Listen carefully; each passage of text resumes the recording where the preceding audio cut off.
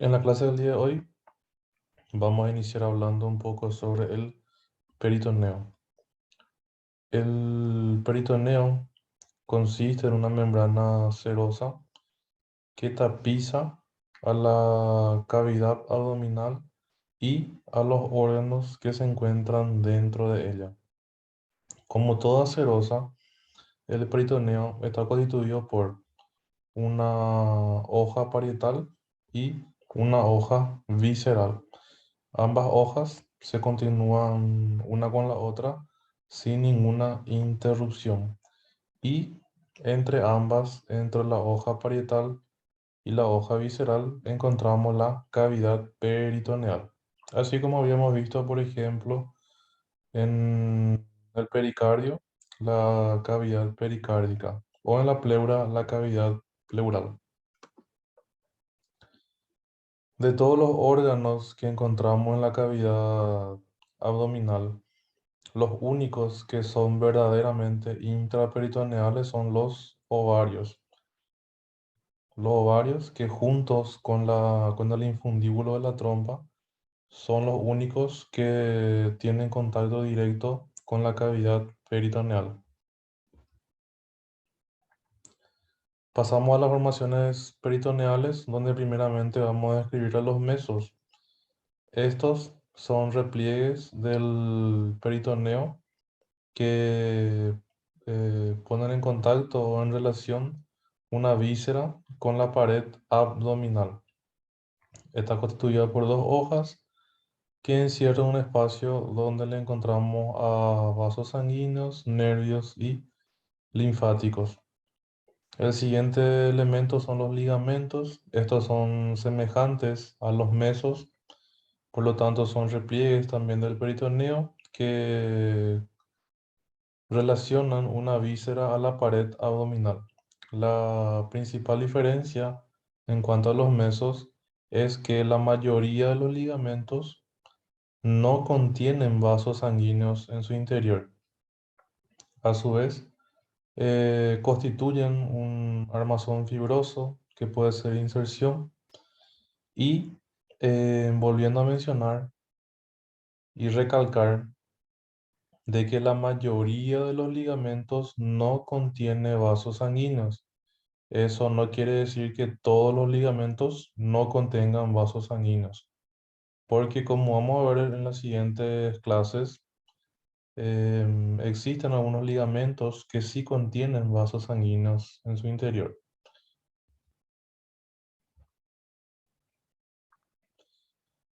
Luego pasamos a los epiplones u omentos.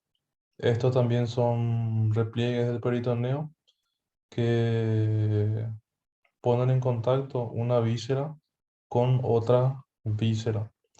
Y en cuanto a su contenido, encontramos las raíces vasculares. Los ejemplos clásicos son el epiplón menor y el epiplón mayor.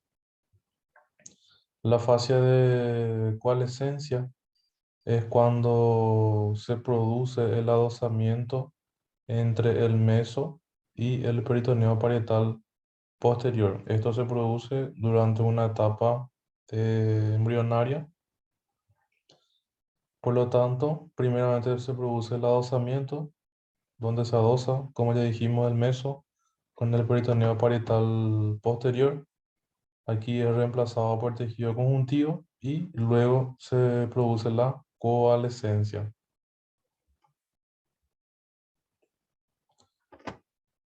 En la topografía del peritoneo encontramos tres porciones, que son la región previsceral, la supracólica y la infracólica. En esta clase vamos a darle mayor énfasis a la región supracólica o supramesocólica, por encima del mesocolon transverso.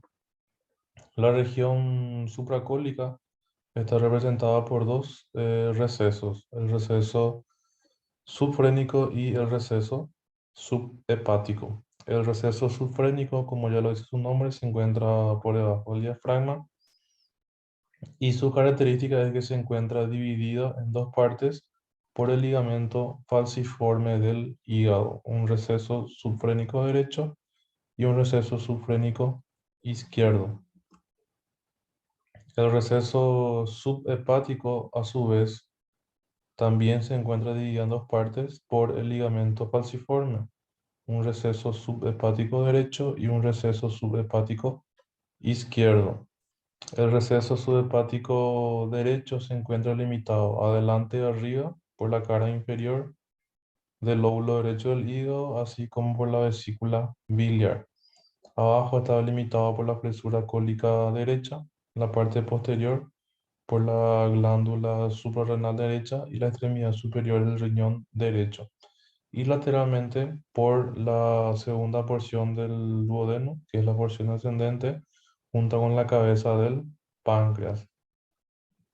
El receso subhepático derecho presenta un divertículo, que es el receso hepatorrenal o bolsa de Morrison.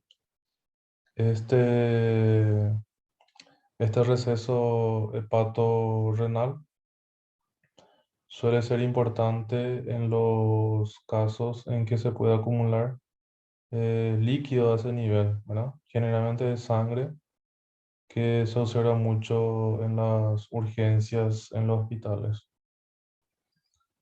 En cuanto a las comunicaciones que presenta el receso subhepático derecho, puede comunicarse con el receso subhepático izquierdo, así como también con el receso subfrénico derecho y el surco paracólico derecho. En cuanto al receso subhepático izquierdo, este está limitado arriba por la cara inferior del lóbulo izquierdo del hígado, abajo por el colon transverso, posteriormente por el estómago, y su límite anterior es la pared abdominal anterior. En cuanto a sus comunicaciones, está en comunicación con el receso subfrénico, así como también con el receso o surco paracólico izquierdo.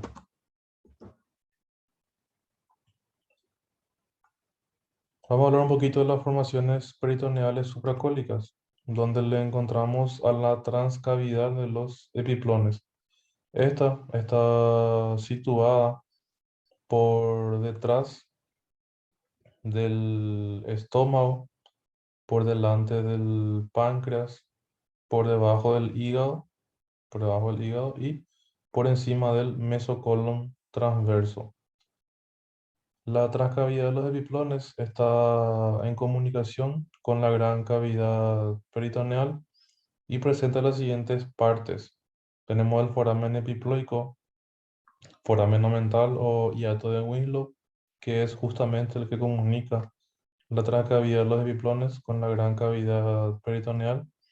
Luego tenemos el vestíbulo, el foramen bursae omentalis y la transcavidad propiamente dicha en su porción retrogástrica. Empezamos con el foramen epiploico, también denominado foramen omental o hiato de Winslow.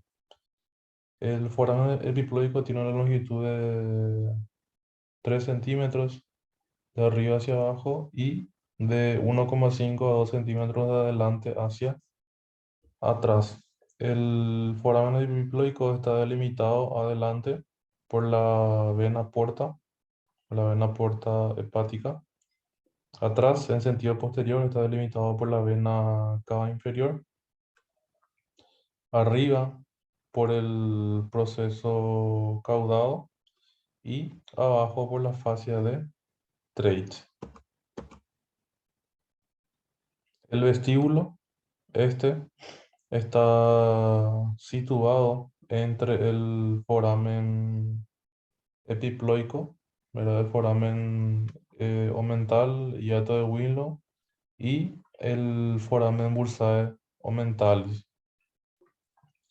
El vestíbulo está limitado de la siguiente manera. Adelante está delimitado por el epiplón menor. En la parte posterior se encuentra el peritoneo parietal posterior. Arriba le encontramos al lóbulo caudado del hígado y abajo por la cabeza del páncreas.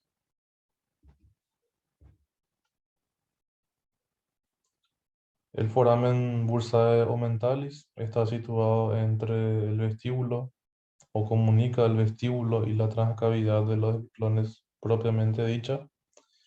El foramen bursae omentalis presenta los siguientes límites. Tiene un borde posterior, superior e izquierdo que está dada por el pliegue gastropancreático.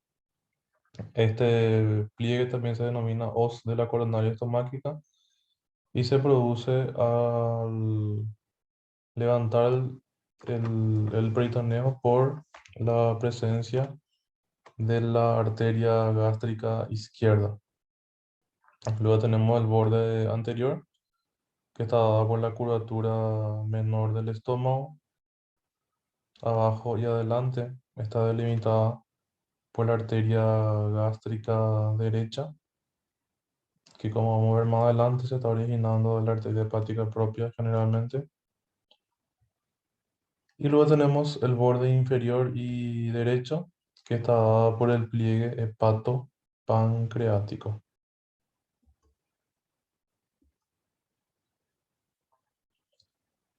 Y por último, dentro de las formaciones peritoneales tenemos la transcavidad propiamente dicha y en su porción retrogástrica, ¿verdad? Esta presenta cuatro paredes, que son la pared anterior, que se encuentra delimitada por la parte posterior del estómago y del ligamento gastrocólico. Luego tenemos la pared posterior, donde le encontramos a la aorta, al riñón, páncreas y al mesocolon transverso. Mesocolon transverso.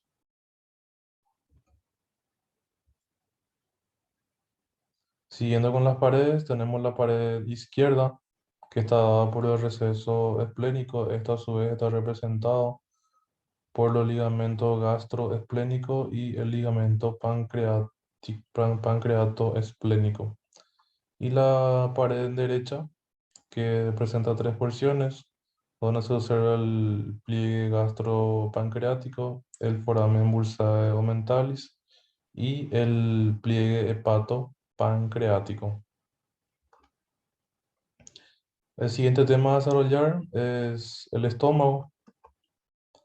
En cuanto a sus generalidades, el estómago consiste en un reservorio muscular. Al ser reservorio, se acumulan los alimentos. Otra característica que presenta es que está interpuesto entre el esófago y el duodeno. Segrega un jugo digestivo potente, el jugo gástrico. El estómago ocupa el hipocondrio izquierdo, así como también el epigastrio. Y es un órgano extensible y bastante móvil, ¿no? En cuanto a la configuración externa del estómago, podemos mencionar que presenta dos porciones, una porción vertical, una porción pilórica horizontal. También presenta dos curvaturas, una curvatura mayor y una curvatura menor. Y por último, también podemos mencionar que presenta dos orificios, que son el cardias en la parte superior y el píloro en la parte inferior. Vamos a hablar un poquito de cada uno. En la porción vertical del estómago, de arriba hacia abajo podemos describir la presencia del fundo gástrico. Este se extiende desde la parte superior del estómago hasta una línea horizontal que es trazada a nivel del borde inferior del cardias. El fundo gástrico presenta principalmente contenido de aire, por lo tanto se lo denomina bolsa de aire gástrica. La parte más alta del fundo gástrico se denomina fornix gástrico.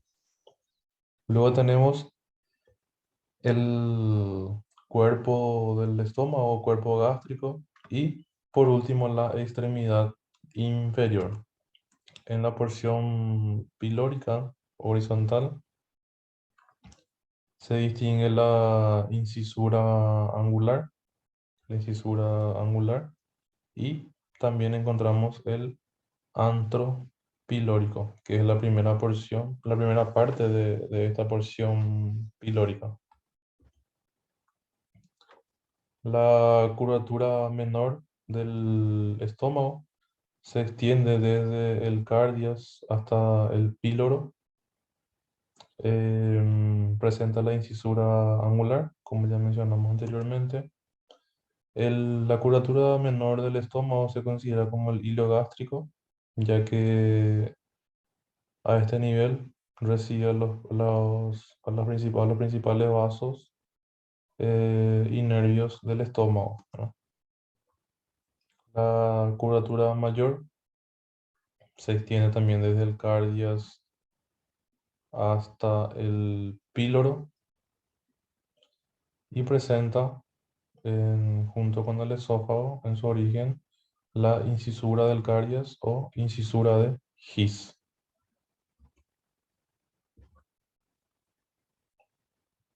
El cardias, que es lo más importante que podemos mencionar. Su orientación está hacia arriba, adelante y a la derecha, y está situada a nivel de la 11ª vértebra torácica. El píloro, su orientación está dada hacia la derecha, hacia atrás y hacia arriba. Como pueden fijarse, la única diferencia de su orientación es que uno está hacia adelante, que es el caso del cardias, y el otro hacia atrás, que es el caso del píloro. El píloro presenta el esfínter pilórico y está situado a nivel de la primera vértebra lumbar. La configuración interna del estómago, a nivel de la mucosa gástrica, se observan los pliegues paralelos característicos de la mucosa gástrica. En cuanto a su coloración, tiene un color marrón rojizo. Y a nivel del cardias, encontramos la válvula de Gubarú o la válvula del cardias. Esta actúa en función de tratar de oponerse al reflujo gastroesofágico. En cuanto al peritoneo, vamos a describir por separado lo que es la hoja anterior y la hoja posterior del peritoneo gástrico. La hoja anterior del peritoneo gástrico hacia arriba cubre al caries, al fundus y al esófago, y luego se refleja sobre la cara abdominal del diafragma. A nivel de la curvatura menor se desprende y forma la hoja anterior, el epiplón menor y del ligamento hepatogástrico. El píloro se encuentra cubierto en sus ambas caras, mientras que el caries solo por su cara anterior. Y a nivel de la curvatura mayor constituye a formar la hoja anterior de los ligamentos gastroesplénicos que unen la curvatura mayor del estómago a la cara visceral del vaso, el ligamento gastrocólico, curvatura mayor del estómago, el colon transverso, y también a constituir el epiplón mayor. A su vez, en la hoja posterior del estómago, el fornix gástrico que vemos a este nivel, que habíamos dicho que es la porción más alta del fundus gástrico, se encuentra desprovista de peritoneo. Luego, la hoja posterior se refleja sobre la pared abdominal posterior. Por lo tanto, en la parte superior, el fundus gástrico, la parte más alta, se encuentra desprovista de peritoneo, así como también el cardias. A nivel de la curvatura menor, forma la hoja posterior del epiplón menor, y a nivel de la curvatura mayor forma las hojas posteriores del ligamento gastroesplínico, así como del ligamento gastrocólico.